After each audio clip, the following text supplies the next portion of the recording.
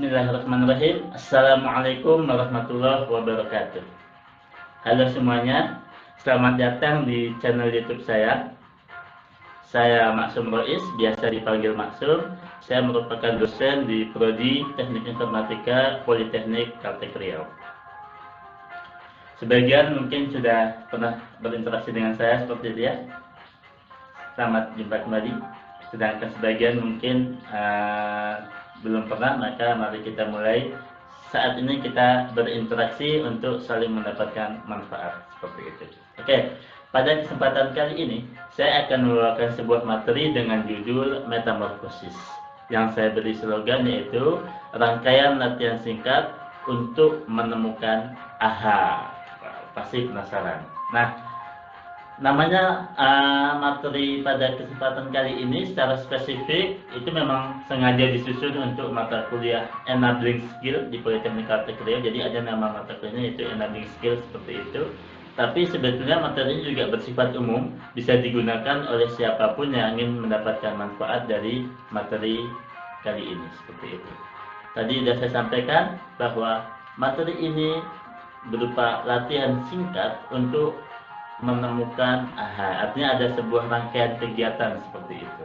Yang pertama kegiatannya adalah penjelasan materi yang sekarang sedang dijelaskan oleh video ini. Jadi video ini fungsinya adalah untuk menjelaskan apa itu metamorfosis dan nanti bagaimana caranya seterusnya itu saya jelaskan melalui video ini seperti itu. Sedangkan nanti juga dalam video ini saya akan langsung bagikan beberapa formulir yang bisa digunakan untuk melakukan latihan mandiri. Wow, menarik bukan? Oke. Nah, latihan mandirinya sendiri itu ada dua pilihan waktu. Ada 2 pekan minimal atau 1 bulan seperti itu idealnya. Nah, mungkin teman-teman akan bertanya-tanya, kenapa harus 2 pekan gitu ya? Teorinya seperti ini, bahwa kita semua sudah mungkin sering mendengarkan bahwa tubuh kita ini itu mayoritas kegiatannya dikendalikan oleh yang disebut dengan pikiran bawah sadar, betul? Nah, menarik kan? Kita udah sampai ngomongin pikiran bawah sadar dan segala macam. Nah, karena mayoritas pikiran kita itu dikendalikan oleh pikiran bawah sadar kita, maka ketika kita ingin melakukan perubahan dalam diri kita, terutama dalam keseharian seperti itu, cara paling mudahnya adalah kita akan menanamkan perubahan itu ke dalam pikiran bawah sadar kita. Caranya bagaimana? Dengan melakukan sebuah repetition atau pengulangan sehingga tanpa kita sadari itu sudah tertanam dalam pikiran bawah sadar kita. Cukup jelas? Nah, kenapa 2 minggu atau kenapa 2 pekan gitu ya? Kenapa 1 bulan? Nah, jadi gini, saat kita melakukan suatu perubahan pasti akan menimbulkan ketidaknyamanan dan akan ada cenderung penolakan dalam diri kita. 2 pekan itu waktu yang kita gunakan untuk mengevaluasi. Apapun perubahannya kita coba paksa dalam 2 pekan. Ketika dalam 2 pekan berhasil, kita bisa lanjutkan 1 bulan. Habis 1 bulan harapannya dia sudah melekat dalam diri kita. Tapi kalau 2 pekan tidak berhasil, berarti ada yang kurang tepat dalam perubahan yang sedang kita rencanakan. Bisa jadi kita sedang merencanakan perubahan yang terlalu besar atau tidak sesuai dengan kondisi real di lapangan, sehingga apa ya, sehingga begitu kita evaluasi dari 2 pekan justru mayoritas tidak tercapai atau tidak terlaksana, sehingga ya berarti kita harus evaluasi, ulangi lagi, susun dari awal dan kita coba lagi seperti itu. Jadi itu alasannya kenapa 2 pekan dan kenapa 1 bulan seperti itu. Khusus untuk materi enabling skill, sebetulnya perkuliahan enabling skill kita itu dijadwalkan pada tanggal 26 Juni nanti. Wow, masih lama sebetulnya ya. Tapi karena ini berupa rangkaian latihan singkat, maka tadi pilihannya mau 2 pekan atau 1 bulan. Kalau 2 pekan, maka teman-teman harus mulai itu selambat-lambatnya pada tanggal 13 Juni yang akan datang. Jadi 13 Juni sudah mencoba menentukan mau ngapain dan nanti dicoba selama 2 pekan sampai tanggal 26 Juni seperti itu. Sedangkan yang ingin 1 bulan ya berarti nanti bisa mulai pada tanggal 27 Mei. Tepat beberapa hari setelah Lebaran Idul Fitri langsung berubah ya. Dengan semangat setelah Lebaran gitu ya, kita melakukan perubahan untuk menjadi pribadi yang lebih baik lagi. Baik, khusus bagi materi enabling skill, maka nanti apa yang dilakukan selama 2 pekan atau 1 bulan itu akan disusun dalam sebuah laporan seperti itu, dan itu nanti akan menjadi bukti kehadiran pada saat kita kuliah online pada tanggal 26 Juni yang akan datang. Jadi tanggal 26 Juni nanti kita akan lakukan kuliah online, entah nanti melalui video conference gitu ya, atau melalui live YouTube. Nanti akan kita informasikan lebih lanjut. Tapi yang jelas sebelum itu teman-teman sudah melakukan latihan sederhana, sehingga nanti ketika ada kendala atau ada cerita unik dan segala macam di tanggal 26 Juni itulah kita bisa saling berbagi satu dengan yang lain, seperti itu. Cukup jelas? Semoga cukup jelas.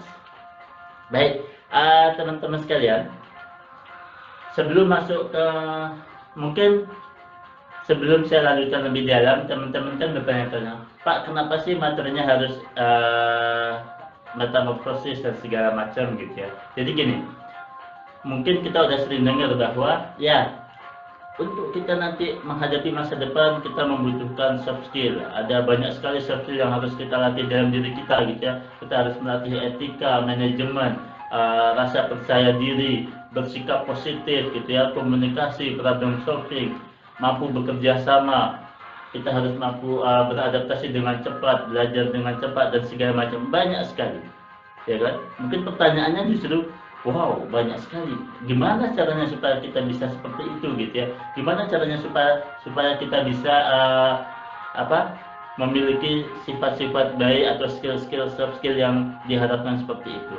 Ya tadi, salah satu cara yang paling mudah adalah kita sadari bahwa soft skill yang ada itu bukanlah sesuatu yang abstrak, bukan, tapi sesuatu yang bisa kita latih. Jadi kita bisa melatih dalam diri kita supaya kita memiliki soft skill yang tadi kita sampaikan, seperti itu. Nah, bagaimana cara melatihnya? Ya, itulah inti dari materi pada hari ini. Jadi sebelum kita bicara soft skill A, B, C, D, oke, kita bicara yang paling awal dulu, yaitu bahwa materi soft skill itu semua atau jenis-jenis soft skill yang ada itu bisa kita pelajari. Maka hari ini kita belajar bagaimana cara melatih diri kita untuk bisa memiliki soft skill tersebut. Cukup jelas? Semoga bisa dipahami. Oke, teman-teman semua, sebelum masuk ke materi utama, saya ingin mengajak teman-teman untuk melakukan satu hal yang disebut dengan reframing. Sebagian mungkin sudah pernah mendengar sebelumnya seperti itu. Ya, kenapa saya sampaikan materi reframing ini di awal? Karena gini, reframing ini sebuah cara sederhana yang sangat bermanfaat bagi kita untuk keseharian kita. Kenapa gitu? Karena dalam keseharian kita itu sering menjumpai hal-hal yang tidak kita inginkan. Mungkin teman-teman penasaran ya, reframing itu apa gitu? Coba saya jelaskan dulu. Jadi reframing itu adalah proses kita membingkai ulang suatu hal yang negatif menjadi positif melalui pikiran kita. Jadi kata kuncinya ada di pikiran kita. Kenapa begitu? Kan gini, mungkin pernah dengar kata-kata bijak yang mengatakan bahwa kita tidak akan pernah mampu mengendalikan dunia dan seisinya. Jangankan dunia dan seisinya, kita tidak akan pernah mampu mengendalikan lingkungan yang ada di sekitar kita, kejadian yang ada, orang-orang di sekitar kita gitu ya, untuk berjalan semuanya itu sesuai dengan yang kita inginkan. Nggak mungkin dong gitu ya. Pasti semuanya akan berjalan sesuai dengan yang telah ditetapkan oleh Tuhan gitu ya, oleh Allah Subhanahu wa taala. Tapi kita sebagai manusia, kita bisa mengendalikan diri kita untuk merespon bagaimana setiap kejadian yang ada. Nah, kalau kejadiannya positif, ya alhamdulillah, jelas mudah bagi kita untuk memberikan respon positif. Pertanyaannya, kalau kejadiannya negatif bagaimana? Kita cenderung merasa kecewa, jengkel, marah gitu ya. Nah, itulah gunanya reframing. Saat kita bertemu dengan suatu hal yang negatif, yang tidak nyaman dalam diri kita, disitulah kita memanfaatkan kemampuan kita mengendalikan otak kita atau pikiran kita untuk membingkai ulang hal tersebut.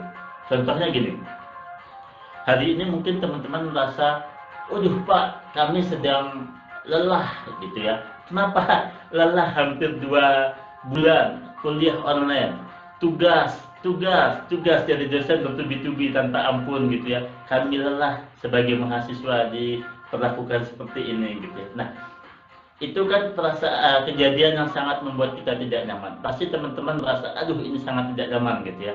Tapi kita bisa menggunakan teknik reframing itu untuk mengendalikan diri kita. Caranya bagaimana tadi? Yaitu dengan menggunakan pikiran kita coba bingkai ulang kejadian ini. Oh, sekarang ini waktunya saya harus memperbaiki pola pikir kita. Bahwa dengan adanya kuliah online ini, saya jadi tahu bahwa di masa yang akan datang 5-10 tahun lagi saat saya sudah terjun ke dunia kerja, seperti inilah kondisinya. Semua serba online, belanja online, belajar online dan segala macam. Artinya apa? Ketika kondisinya seperti ini masa datang dan saya sudah tahu sekarang, maka saya sekarang bisa memanfaatkan untuk mempersiapkan diri saya agar 5-10 tahun yang akan datang saya siap menghadapi kondisi yang ada. Berubah bukan? Dari sesuatu yang sebelumnya kita merasa negatif pembawaannya, negatif energinya, kita ubah itu menjadi sesuatu yang positif ya. Contoh lain mungkin, oh saya sedang bosan di rumah gitu ya, pengennya hangout, jalan-jalan dengan teman-teman. Ya itu kan hal negatif yang kita rasakan. Coba kita switching, kita balik itu melalui reframing. Oke, coba kita perlahan sejenak kita ingat gitu ya, besok kita bayangkan, oh dulu selama ini gitu ya, hampir setiap bulan Ramadan itu datang, kita selalu sibuk dengan aktivitas di luar ya, buka bersama dan segala macam. Jarang sekali ada momen kita untuk bisa kumpul bareng keluarga. Tapi dengan adanya kondisi saat ini, wow, hampir 1 bulan full kita selalu buka bersama, kita ada di rumah bersama keluarga, satu dengan yang lain mungkin saling mengenal gitu lebih dalam ya, walaupun mungkin dengan cara berantem dan segala macam ya, tapi itu hikmah positif. Kita coba lihat sisi itunya gitu. Jadi reframing itu kita melihat dengan sudut pandang lain untuk kita mendapatkan hal positif. Tujuannya apa? Jelas tadi bahwa supaya energi yang ada dalam tubuh kita itu adalah energi yang positif. Kita membawakan hal yang positif, pembawaan kita positif sehingga apa? Ya hari-hari kita menjadi hari-hari yang produktif seperti itu. Jadi silahkan. Sekarang teman-teman bisa mengidentifikasi, saya berikan kesempatan gitu ya. Apa yang sedang dirasakan saat ini? Oh, sedang pikirannya, kondisi, keadaan, kejadian atau perasaan yang sedang tidak nyaman, kenali perasaan itu, kemudian dengan cara reframing tadi, ubah menjadi sesuatu yang wow, menyenangkan. Terus coba, ya jadi reframing ini terus kita latih, kita coba gitu ya, supaya kita terbiasa dan kemudian akan membawa banyak manfaat dalam hidup kita. Ketika kita sudah biasa reframing, manfaatnya luar biasa. Contohnya apa? Contohnya teman-teman sedang di suatu acara gitu ya, dalam suatu hal, sedang sudah ready prepare, tiba-tiba ada hal yang bam, air tumpah ke baju atau apa, pasti emosi dong. Nah, tapi kalau kita sudah bisa reframing, maka dengan cepat kita akan bisa mengubah sikap kita dari sikap negatif terhadap suatu kejadian, kita ubah menjadi kita bersikap positif seperti itu. Ya, semoga teknik reframing ini bisa bermanfaat bagi teman-teman. Ya, atau mungkin ada yang kurang jelas segala macam bisa ditanyakan di kolom komentar. Bahkan bisa, oh Pak kita coba satu video khusus bahas reframing, boleh tuliskan di kolom komentar. Nanti kalau memang ada request seperti itu, kita coba bikinkan skripnya, kemudian kita bikin videonya seperti itu ya. Oke, baik teman-teman semua, saat ini kita mulai masuk ke materi kita pada hari ini, yaitu tentang metamorfosis. Oh ya, materi ini nanti terdiri dari ada dua latihan dalam materi ini. Nanti ada latihan di 1 dan latihan 2. Maka teman-teman saksikan terus videonya sampai selesai sehingga tidak ada yang terlewat seperti itu. Nah, ketika bicara metamorfosis, apa yang teman-teman bayangkan? Saya yakin pasti teman-teman ingat materi biologi saat kuliah dulu ya kan? Ya, betul. Pasti ingat tentang ulat ya, ulat. Apa yang terjadi dengan ulat? Wow, tengoklah ulat. kita bisa lihat ulat ini dari dua sisi. Sisi yang pertama dari sisi sang ulat sendiri. Tengok sang ulat sendiri apa yang terjadi. Wow, dia sebetulnya sudah sangat nyaman sekali dengan dirinya. Ya, badannya gemuk gitu ya. Dia bisa makan banyak tumbuh-tumbuhan yang bisa dia makan. Tapi dari sisi luar kita lihat, ketika melihat ulat, siapa yang menginginkan tumbuhan tempat dia berada tidak menghendaki keberadaan ulat itu. Manusia melihatnya jijik gitu ya, ulat dianggap hama. Nah, sekarang kita lihat apa yang terjadi dengan ulat. Dia merasakan bahwa kehadirannya belum 100% bermanfaat. Ya, kemudian dia melakukan sebuah proses, yaitu tadi, walaupun dia sudah merasa nyaman dengan dirinya, makanan dan segala macam, dia tidak peduli dengan itu. Kemudian dia paksa dirinya untuk meninggalkan semua kesenangan itu. Dia dari satu tempat, dia keluarkan semua cairan tubuhnya untuk membalut dirinya sendiri. Semua keinginannya untuk makan, untuk bisa jalan-jalan segala macam dia tahan, tapi dia fokus bagaimana supaya dirinya bisa berubah. Nah, kita bisa lihat dalam video ini gitu ya, bagaimana ulat itu dia mencoba, ya tadi dia ubah semua hal negatif dalam dirinya, dia keluarkan, dia berubah. Nah, kita bisa lihat seekor ulat dia bisa memerangi dirinya sendiri. Jadi ulat itu dalam berubah dia tidak mengalahkan siapapun, dia tidak harus membunuh ulat lain, tidak, tapi dia berperang dengan dirinya sendiri. Dia berproses menahan diri dan segala macam. Kita lihat hasilnya. Setelah dia mampu melakukan itu semua, dia menjelma dari seekor makhluk yang tadi kita lihat sama-sama seperti apa bentuknya. Sekarang dia berubah menjadi seekor kupu-kupu. Oke? Nah, tuh. Coba bayangkan bagaimana rasa sakitnya seekor ulat saat dia tadi keluar dari cangkang kepompongnya gitu ya. Untuk kemudian bayangin, badannya yang tadi bulat seperti itu ya, kalau kita bicara bentuk fisik, bulat segala macam, tapi sekarang wow, menjadi sesosok yang luar biasa sekali. Coba kita sedikit lihat lebih dalam. Nah ini, coba lihat antara ulat dan kupu-kupu. Kalau tadi saya sampaikan di awal, seekor ulat itu dirinya sudah nyaman sebetulnya gitu ya, tapi keberadaannya tidak diharapkan. Tanaman tempat dia berada menganggap bahwa keberadaan dia itu adalah sebuah gangguan bagi sang tumbuhan. Tapi begitu dia jadi kupu-kupu, apa yang terjadi? Keberadaannya membawa manfaat bagi tumbuhan. Dia membantu proses penyerbukan. Berubah. Yang tadinya dianggap mengganggu keberadaannya bagi lingkungan, sekarang keberadaan dianggap membawa manfaat bagi lingkungan. Seperti itu ya. Jadi harapannya itu bahwa ya kita semua kan ingin bahwa dalam hidup di dunia ini kita mampu memberikan manfaat sebanyak-banyaknya bagi lingkungan kita, seperti itu. Oke. Nah, itu tadi pada binatang. Contohnya yang sering kita bahas ya tadi, dari ulat menjadi kupu-kupu. Jadi kalau kita bicara metamorfosis, kita bicara proses perubahan, transformasi seperti itu. Berubah dari ulat jadi kupu-kupu. Bagaimana pada manusia? Wah, menarik kan? Nah, ada yang tahu ini gambar siapa? Ya, ini adalah gambar Profesor B.J. Habibie, atau yang kita sering kenal Bapak B.J. Habibie seperti itu ya, almarhum. Kita bicara metamorfosis, berarti kita bicara proses. B.J. Habibie bertransformasi, berproses. Kita mungkin gini, mungkin saya akan jelaskan seperti ini. Selama ini kita sering dikenalkan pada tokoh-tokoh idola, atau saat di rumah orang tua kita sering memotivasi kita untuk menteladani seorang tokoh. Belajar yang pintar biar kayak Habibie seperti itu ya. Tapi mungkin kita lupa untuk diajak melihat lebih dalam tentang prosesnya bagaimana sih menjadi seorang Habibie gitu ya. Melalui bukunya, filmnya, kita bisa melihat perjuangan beliau itu luar biasa sekali. Saat kuliah di Jerman, apa yang terjadi?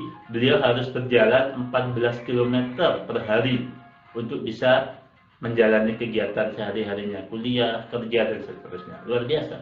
Ada yang kuat dalam 14 km? Pasti itu perjuangan yang sangat luar biasa, sehingga ketika hasilnya kita lihat menjadi seorang B.J. Habibie, ya itulah hasil tidak akan mengkhianati proses gitu ya. Kita lihat yang ini, ada yang tahu? Ya, ini adalah almarhum Didi Kempot yang baru saja meninggalkan kita beberapa waktu yang lalu. Wow, apa julukan beliau? The Godfather of Broken Heart. Luar biasa ya. Kita bisa merasakan saat ini beliau dielulukan oleh banyak orang. Beliau punya fans yang sangat kuat sekali ya, Soviet ambiar seperti itu. Atau mungkin teman-teman ada juga sebagian yang Soviet ambiar ya. Kita turut berduka cita, kita doakan semoga beliau mendapatkan tempat terbaik di sisi Allah. Tapi yang ingin kita lihat di sini adalah prosesnya. Kita bisa lihat untuk bisa mencapai posisi saat ini, beliau memiliki lebih dari 800 lagu. Wow, bayangin 800 lagu. Artinya kalau usia beliau saat ini berapa gitu ya, kita lihat berarti dalam setahun berapa lagu beliau ciptakan. Luar biasa prosesnya. Artinya ya, untuk bisa mencapai suatu kesuksesan kita harus mau untuk berproses seperti itu. Kita lihat contoh lain. Ada yang kenal ini ya? Oh ya, kelihatan wajahnya ya, wajahnya menjadi kenal. Ya, kita lihat Lionel Messi, Ronaldo gitu ya. Dari sisi olahraga, tadi kan B.J. Habibie seorang ilmuwan. Terus tadi ada seniman, almarhum Didi Kempot. Sekarang kita bicara atlet gitu ya. Oh, atlet Ronaldo. Kita mungkin sekarang lihat, wow, dia seorang mega bintang. Tapi kita coba lihat prosesnya dulu. Diceritakan bahwa ketika teman-teman yang selesai latihan itu pulang gitu ya, oh dia tidak pulang tapi dia terus menempa dirinya berlatih saat orang istirahat dia terus berlatih ya, sehingga prosesnya kita bisa lihat saat ini gitu ya, dia dikenal sebagai seorang mega bintang. Nah, ada lagi, nah ini menarik, ada yang bisa tebak ini siapa ya? Ini mungkin tokoh yang sangat familiar dengan kehadiran teman-teman, Jazz No Limit gitu ya, seorang gamers ternama di Indonesia saat ini ya. Kita bisa lihat bagaimana saat ini dia bisa menggapai kesuksesannya di dunia game, tapi bagaimana perjuangan dulu ya, prosesnya bagaimana dia diolok-olok oleh temannya, bahkan orang tuanya tidak mendukung dia untuk bermain game ya. Kalau kita tanya sekarang ya, sekarang dia sampaikan beberapa waktu lalu bahwa ya kalau sekarang orang tua saya kok nggak main lagi gitu. Main terus supaya bermanfaat atau menghasilkan banyak uang gitu ya. Artinya itulah proses dimana ketika kita bicara sebuah proses itu kita bicara ya sesuatu yang harus dijalani dengan sungguh-sungguh ya. Kita bisa lihat contoh-contoh lain tentang proses. Ada Meridiana, bagaimana melalui bukunya kita bisa belajar tentang proses yang dia alami gitu ya. Kita belajar dari pendiri Tokopedia, kita belajar dari Okky Setiana Dewi, kita juga bisa belajar dari Khairul Tanjung sang anak singkong. Banyak sekali tokoh-tokoh yang kita belajar proses, bisa belajar proses dari beliau ya. Jadi mungkin teman-teman akan bertanya-tanya gitu ya, kenapa harus belajar dari para tokoh ini? Sebetulnya nggak harus tokoh ini, boleh siapa saja. Jadi pertanyaannya di situ, siapa tokoh yang menginspirasi kamu? Bisa jadi tidak harus tokoh yang jauh di sana, bisa jadi orang terdekat kita menjadi inspirasi kita. Ya, tidak masalah. Gitu. Atau saya mengidolakan Nabi Muhammad, gitu ya. Luar biasa sekali. Tapi tadi jangan lupa kita harus mampu melihat proses yang terjadi.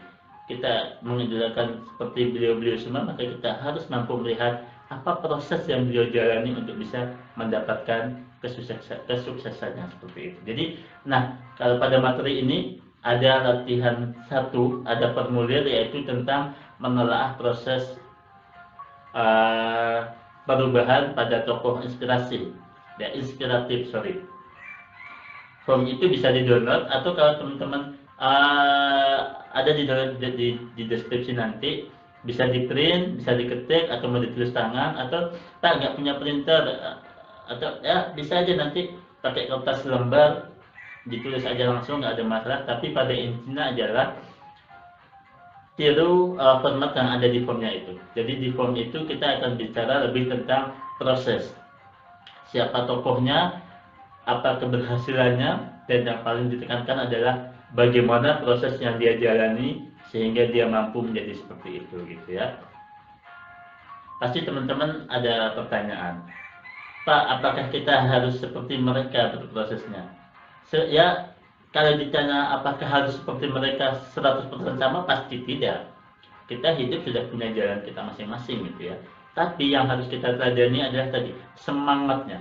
Harapannya dengan kita melihat tokoh-tokoh ini atau kita melihat mencari inspirasi dari tokoh-tokoh sukses yang lainnya itu, yang kita harapkan adalah kita mampu untuk mendapatkan semangat bagi diri kita dalam menjalani proses yang saat ini sedang kita jalankan, gitu ya. Tokohnya siapapun bebas, silahkan cari inspirasinya di mana boleh, di YouTube boleh, melalui buku boleh, cerita orang boleh, silahkan. Tapi yang jelas teman-teman menemukan ada nilai perjuangan di situ yang bisa menjadi semangat bagi kita untuk terus berjuang, berproses, dan bertransformasi. Oke, teman-teman semua, saat ini kita masuk ke materi kedua, ke bagian kedua, dari materi ini, yaitu tentang metamorfosis itu sendiri. Saya beri nama bagian ini adalah metamorfosisku. Ya, ku di sini representasi kepada diri kita masing-masing, artinya kita sedang akan merencanakan perubahan terhadap diri kita masing-masing, seperti itu. Mungkin ada yang merasa, aduh Pak, ngapain sih gitu. Nah, oke, teorinya memang sebetulnya mengatakan bahwa kita manusia ini ada dua jenis. Ada manusia yang berprinsip bahwa hidup ini harus terencana, punya target, ya, target harian, mingguan, bulanan, tahunan, 5 tahunan gitu ya. Tapi ada juga kita yang berprinsip ya, hidup ini dinikmati, mengalir saja gitu ya. Dua-duanya nggak ada yang salah. Mau prinsip pertama atau kedua, boleh kita mau menggunakan yang manapun. Dan materi ini tidak mewajibkan teman-teman harus mengubah prinsipnya, tidak. Yang nggak boleh itu justru kalau teman-teman belum punya prinsip. Saya mau menjalani hidup yang seperti apa, mau terencana atau mau mengalir saja. Kalaupun mengalir saja, mau seperti apa, karena apa alasannya. Nah, itu yang kalau belum punya, itulah yang harus segera dicari tahu dan harus diputuskan. Gitu ya. Nah, kembali ke prinsip pertama dan kedua. Mau terencana ataupun mengalir begitu saja.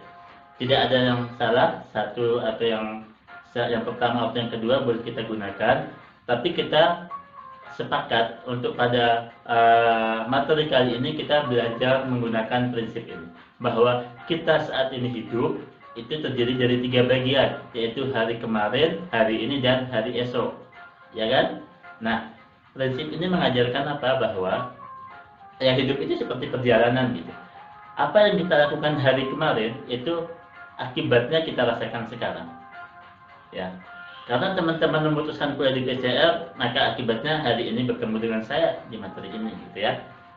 Karena teman-teman tadi memutuskan menonton video ini, maka akibatnya sampai ke bagian ini, gitu ya. Nah, dari situ kita belajar bahwa oke, karena kita ingin hari esok kita punya tujuan lebih baik atau hari esok kita menjadi pribadi yang lebih baik, maka kita harus mempersiapkan hari ini, melakukan sesuatu di hari ini agar manfaatnya kita bisa dapatkan di hari esok, seperti itu. Nah, itu yang prinsip kita gunakan. Artinya apa ya? Kita sedang bicara metamorfosisku, kita sedang bicara merencanakan perubahan dalam diri kita. Jelas ya? Oke, metamorfosisku itu terdiri dari 4 bagian. Oh, sebelum masuk ke sana, metamorfosisku itu sebetulnya sederhana sekali prinsipnya, yaitu kita merencanakan seperti itu. Setelah kita rencanakan, kita laksanakan. Setelah kita laksanakan, ya kita evaluasi. Kalau dalam 2 minggu berhasil, kita lanjutkan. Kalau belum berhasil, apa yang salah kita perbaiki lagi, seperti itu. Sederhana, rencanakan, laksanakan, evaluasi. Rencanakan, laksanakan, evaluasi, dan kita tingkatkan menjadi lebih baik lagi. Sederhana sekali prinsipnya. Nah, metamorfosisku itu harapannya bisa memberikan manfaat bagi kita. Nah, pada materi ini teman-teman akan menggunakan formulir latihan kedua yang bisa di-download di deskripsi, linknya ada di sana. Dan atau kalau nggak punya printer atau mau pakai kertas biasa dicoret-coret aja boleh. Prinsipnya adalah teman-teman merencanakan untuk dirinya sendiri sesuai dengan kondisinya. Mana yang terbaik, lakukan sesuai kondisinya masing-masing, seperti itu ya. Oke. Metamorfosisku terdiri dari 4 bagian. Yang pertama, kenali diri sendiri. Yang kedua adalah menetapkan tujuan. Kemudian nanti diikuti dengan yang ketiga, yaitu menyusun rencana. Dan yang terakhir, harapannya dari tahapan 1, 2, 3 tahapan keempat kita bisa menemukan AHA ya. Jadi AHA yang direncanakan ya. Harapannya kita semua bisa menemukan AHA. Apa itu AHA nanti kita coba lihat. Oke, kita masuk metamorfosis itu bagian yang pertama, yaitu kenali diri sendiri. Ya, siapa sih yang belum kenal dirinya sendiri gitu kan? Kayaknya masa mengenali diri sendiri aja harus latihan. Kita lihat saja gitu ya. Nah, prinsipnya gini, mengenali diri sendiri itu kita kalau tadi bicara transformasi atau kepompong gitu ya, atau perubahan atau metamorfosis dari ulat menjadi kupu-kupu, kita sedang mengenali diri sendiri itu kita sedang melihat kondisi saat ini. Kalau diibaratkan tadi antara ulat sampai kupu-kupu, kita sedang ada di posisi mana? Apakah masih ulat? Apakah sudah kepompong setengah, kepompong penuh, atau bahkan jangan-jangan sudah menjadi kupu-kupu? Nah, itu yang perlu dikenali dalam proses mengenali diri. Tujuannya apa? Ya tujuannya supaya kita tahu saat ini kita ada di mana dan ke depan kita mau menuju ke arah mana, seperti itu ya. Kuncinya untuk mengenali diri sendiri ini kita harus jujur, karena mengenali diri sendiri sini bukan sedang menyusun CV kerja atau apa, tapi kita sedang mengenali untuk tujuan kita sendiri. Ya, dalam latihan materi ini nanti teman-teman akan diminta melakukan dua hal.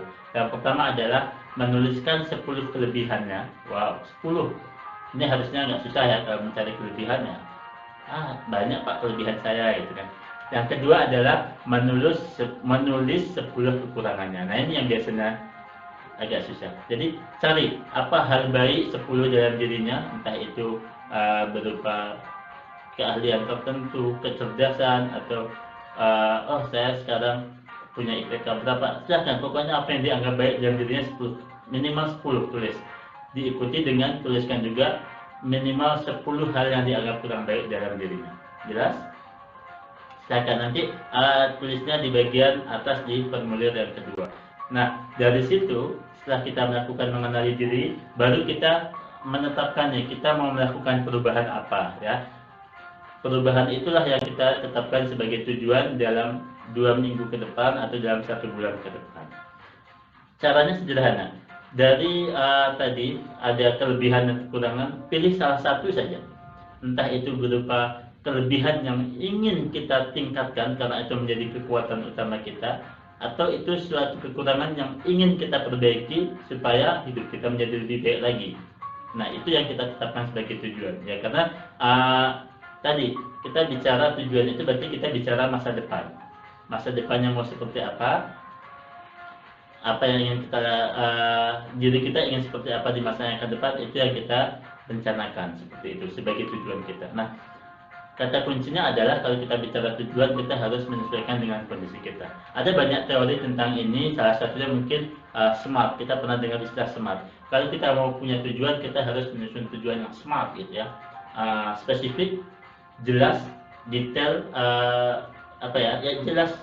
Ya, spesifik itu tujuannya sangat spesifik, nggak terlalu jangan punya tujuan, saya punya tujuan kaya, itu terlalu luas, itu impian bukan.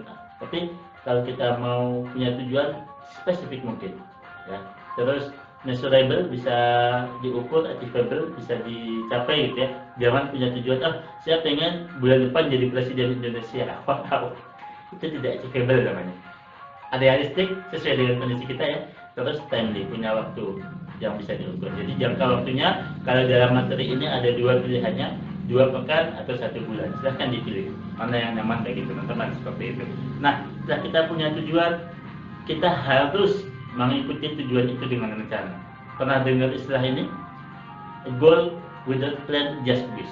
Nah, yang membedakan tujuan dengan keinginan adalah rencana. Kalau dia tidak kita ingin mencapai suatu kondisi tertentu tapi tidak punya rencana yang jelas, yaitu hanya keinginan. Tapi kalau kita ingin capai suatu kondisi tertentu, kita ikuti dengan rencana yang detail dan jelas, itulah yang disebut dengan tujuan. Nah, kita ingin dalam 2 minggu ke depan ingin mencapai apa, tulis sebagai tujuan, kemudian nanti dalam rencananya kita susun sedetail mungkin. Supaya tujuan itu tercapai, maka saya harus ngapain ya. Contohnya tadi saya sempat singgung di awal, mungkin ingin saya ingin melatih rasa tanggung jawab saya. Caranya gimana? Oh, setelah saya cari di internet, ada salah satu cara, yaitu dengan melatih tanggung jawab dengan cara melihara ikan. Bisa, bisa. Artinya apa yang harus dilakukan? Beli ikan, gitu ya. Ikan kecil saja, taruh dalam tempat yang mungkin nyaman.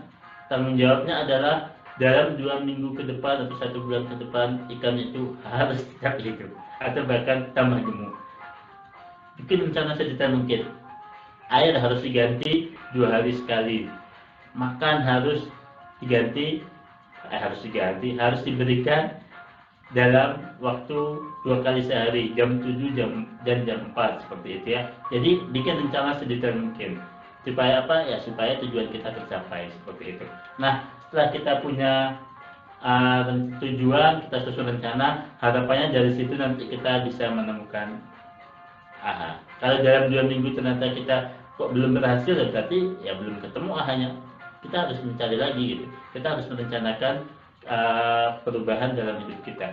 Nah, mungkin teman-teman bertanya, aha itu apa sih Pak gitu ya? Aha itu agak susah sih dijelaskan. Tapi pada prinsipnya gini, untuk ketika kita menemukan aha itu artinya ada sesuatu yang sangat berkesan dalam diri kita. Nah, ketika kita sudah menemukan kesan itu akan mendorong kita untuk melakukan sesuatu yang lebih lagi gitu.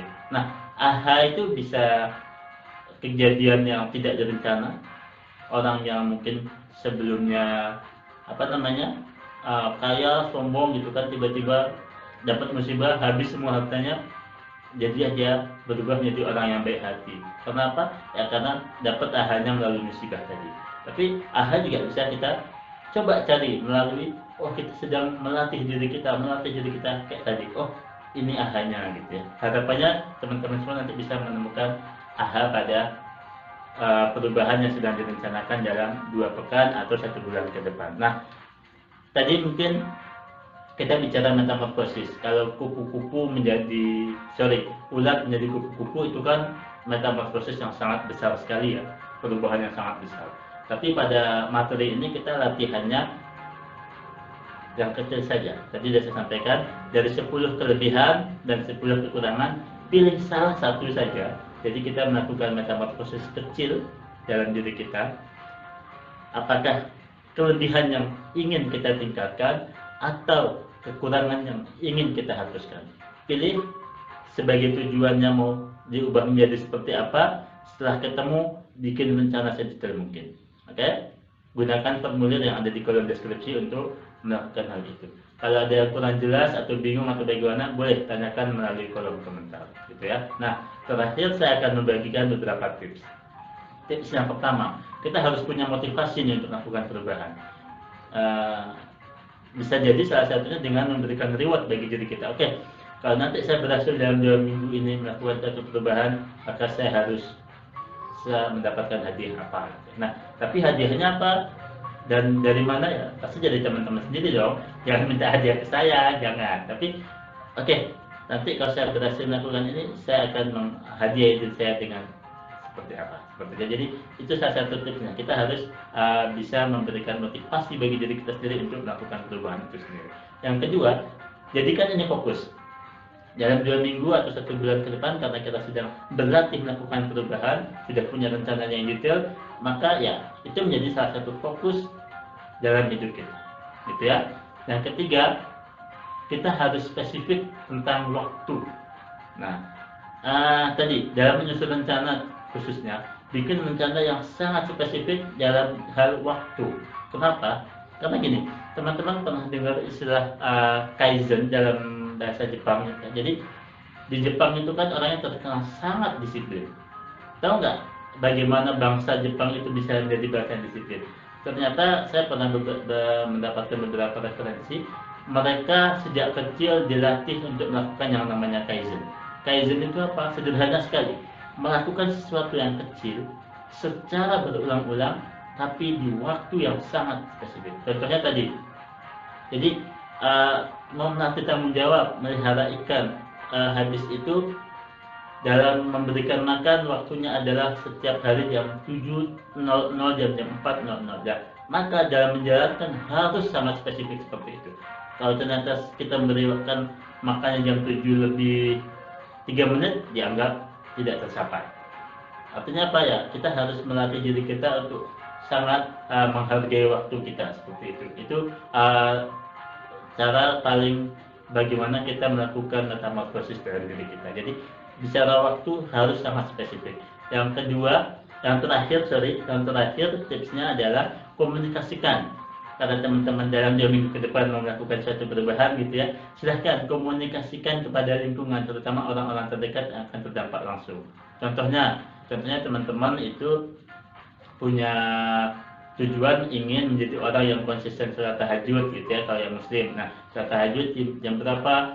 Setiap jam 3:35 gitu ya. Nah, mungkin takut merasa mengganggu orang yang ada di rumah segala macam, bisa sampaikan mungkin ke mama atau ke siapa gitu kan, bahwa Pak, saya mau latihan tahajud setiap jam 3:35 saya akan bangun. Jadi kalau ada saya bangun tengah malam atau dini hari, jangan takut gitu ya, atau jangan khawatir. Jadi komunikasikan, cara mengkomunikasikan ke orang terdekat apa tujuan kita dan apa rencana kita, itu menjadi salah satu hal yang menjadi dorongan bagi kita untuk melakukan perubahan tersebut ya. Silahkan dicoba, insya Allah dampaknya akan sangat terasa sekali. Oke teman-teman semua, kata kunci terakhir atau kata bijak terakhir adalah rencanakan hidup kita, atau kita harus hidup menjalankan rencana yang dibuat oleh orang lain. Saya ulangi sekali lagi, kita merencanakan hidup kita sebaik mungkin, atau kita harus menjalani hidup kita ini di atas rencana yang dibuat oleh orang lain. Ya, itu pilihannya. Ya, hidup itu pilihan, maka kita harus memilih. Oke? Kalau ada hal yang kurang jelas, silahkan ditanyakan melalui kolom komentar. Dan ya, pesan saya singkat saja bahwa latihan ini memang membutuhkan effort. Jadi silahkan lakukan yang terbaik. Karena apa? Ya karena ini manfaatnya adalah untuk diri kita sendiri, ya, untuk diri teman-teman masing-masing. Ya, siapa yang melakukan yang terbaik, insya Allah dialah yang akan mendapatkan hasil yang terbaik. Bukan untuk saya, bukan untuk dosen panitia enabling skill ataupun untuk orang lain, tidak, tapi untuk diri kita masing-masing. Ya, dan juga teman-teman, kalau mungkin teman-teman punya request materi atau punya kegalauan apa segala macam, boleh silahkan ceritakan di kolom komentar, tuliskan di kolom komentar. Nanti mungkin kalau bisa saya jawab dari komentar, saya jawab langsung, atau kalau butuh dibuatkan suatu video, nanti bisa kita susun jadi materi-materi yang lain. Jadi materi video ini merupakan rangkaian video yang akan saya buat sebanyak mungkin di channel YouTube saya dengan tema tadi, pengembangan diri bagi mahasiswa, seperti itu ya. Oke, semoga bermanfaat. Sampai jumpa lagi pada video-video berikutnya. Jangan lupa like, subscribe, dan bagikan sebanyak mungkin sehingga membawa manfaat bagi banyak orang. Terima kasih. Assalamualaikum warahmatullahi wabarakatuh.